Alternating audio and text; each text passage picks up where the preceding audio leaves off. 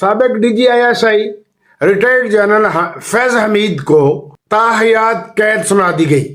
ان کے تمام اثاثے ضبط کر لیے گئے, ان کی جرنیلی پینشن سب ضبط کر لیے گئے, ان کے اکاؤنٹس جو ہیں ہمیشہ کے لیے منجمد کر دیے گئے, ان کے تمام اثاثے منجمد کر دیے گئے ہیں, پینشن ان کی جو ہے وہ بھی کنفسکیٹ کر لی گئی ہے.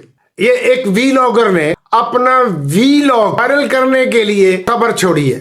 اس طرح کی افواہیں نہیں پھیلانا چاہیے, اس طرح کا جھوٹ نہیں پھیلانا چاہیے.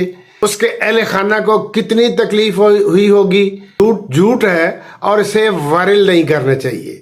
صرف وائرل ہونے کے لیے اس حد تک گری ہوئی حرکتیں کرتے ہیں ہم لوگ, یہ نہیں ہونی چاہیے. ٹرائل مکمل ہو چکا ہے, فیصلہ نہیں آیا, وہ بری بھی ہو سکتے ہیں, سزا بھی ہو سکتی ہے, کچھ بھی ہو سکتا ہے. اگر پرہیز کرنا چاہیے بلا تصدیق کسی خبر کو پھیلانے کے.